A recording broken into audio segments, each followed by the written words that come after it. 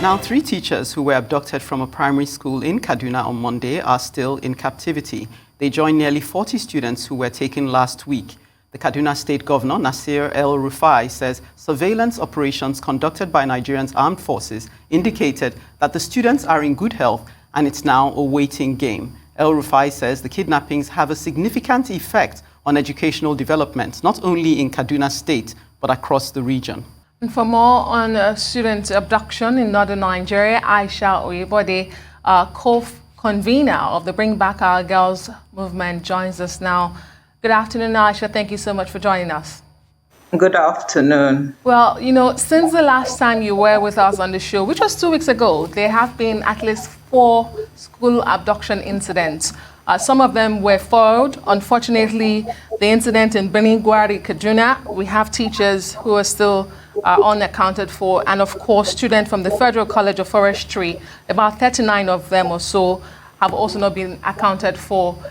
The last time you were on the show, you talked about connecting the dots and identifying those behind these attacks. But it would seem as if we're not learning from these events. Definitely, clearly we're not. And when I say connecting the dots, it's always, there's this whole argument about, are they bandits? Are they simple bandits?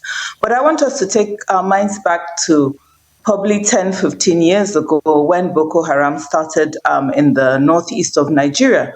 That's what we thought. There were just a few religious extremists. We thought they were just, criminal elements. But what tends to happen is that if you do not connect the dots and you do not begin to, have a long-term plan of how you're going to deal with each of these separate elements, guess what happens? After a while, they fuse. So we're going to start seeing beyond banditry to elements of terrorism. And I recall at the last interview when we were talking, I mentioned the fact that after a while, they may not start to return these people as we expected. So if you recall, in most recent ones before Kaduna, they had returned the abductees. But there was also this element of us never being sure of the numbers. I've said it and I will repeat it again. If we cannot tell them how many people they've taken, they're likely are going to say, well, if you don't know how many we've taken, we're going to keep the rest. And, it's very, very unfortunate. But what we are seeing are signs of a clear, deliberate plan. They understand how important it is that these children remain in school. And they know they've actually found our Achilles heel, because our children are Achilles heel. That's our weak spot. So they have seen it also as a form of being able to raise ransoms so that they can continue to fund their activities. It's actually quite troubling, given what we're seeing and the long-term trend. In the last 1 year, we're talking about over 800 children who have been abducted from different schools in different parts of northern Nigeria. Well, and Kaduna, which is sort of like north central, yes. Okay, Aisha, and yet we hear that the military high command and intelligence agencies have said that they're working on a grand plan, which involves joint operational strategy and to tackle this, but we wait to see. But let's even look at one of the major effects of the attacks, which is the fact that, as according to Nasir El-Rufai, students' education is being obstructed. We found that 618 schools were shut down initially, and some have now been reopened subsequently. Meanwhile, Nasir El-Rufai says he's not shutting down schools in Kaduna. What would you propose would be the best approach to this challenge in terms of the education? Well, definitely safety is important, but at the same time, I agree with him absolutely. The first mantra we must have is that we do not bow down to terrorists. We must not. We have a region where 70%, not 17, 70% of the youth have never seen the inside walls of a classroom. The other day I was talking about 3 years ago in a state like Zamfara, a population of 3.2 million, you have a situation where only 28 children registered for WAEC. We have a culture of boarding schools because that is the only way in which most people at this particular time, especially those who come from the lower income brackets, can afford to keep their children in school. We cannot afford to shut down our schools. That's the first mantra. I totally, absolutely agree with the governor of Kaduna State. The second mantra is that when our children are taken, we must make sure that every single one of them is returned. The reason why the US and other countries like that have that policy of we leave no man behind is because it becomes very, very difficult the longer you allow people to stay behind with their abductors. And the second issue is that if you allow the abductors to believe that they can keep some of our people, then they will continue to do it. You have to disincentivize them by insisting that every single person that has been abducted must be accounted for. Now, I'm using the word accounted for because it's difficult language. Whether they survived or they didn't, every single person that is taken must be accounted for. It's critical. And Aisha, given the power of hindsight and your experience with the Chibok girls' abduction, what is one thing you would say you have learned in the course of this while that the government has not yet latched onto? What is one thing we should know and we're not doing yet? And you're also at the moment researching into this group, Boko Haram, as well as gender issues. What have you learned so far? And would you be sharing that with the government as well? So the first thing about Chibok girls that I learned is, information is key. We need to be able to tell ourselves the truth. At the time, if you recall, when the incident happened, we could not agree on the numbers. Were there 276? How many were abducted? Well, as we speak today, we have 112 Chibok girls still in captivity. By the time we wasted so much time, the trail went cold, we were never able to regain the ground that we lost. So I think if there's anything I've learned, that's one thing. I know you asked me for one thing. I'll tell you a second one. The second one is that we have a situation where we are not even understanding the nature of these terrorist groups. We're not understanding what is going on with them. So I'll tell you, for example, if you recall, in 2016,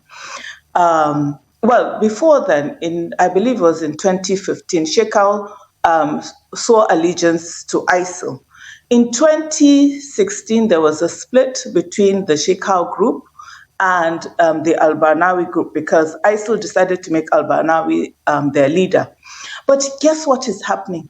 Now they have Islamic State West Africa province. That Islamic State is actually growing in numbers. They have troops of over 5,000. They are not only growing in terms of military strength, they're winning hearts and minds. So they're providing people with commerce. They're providing people with opportunities that Nigeria is not providing them. Are we paying attention to that?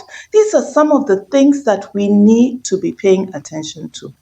Now, in terms of my work on Boko Haram and gender, I've been doing this for the last 4 years now, and I'm more than happy to share my research because I remember last time you were asking what is the real purpose. I mean, why this area of research and why the area of gender?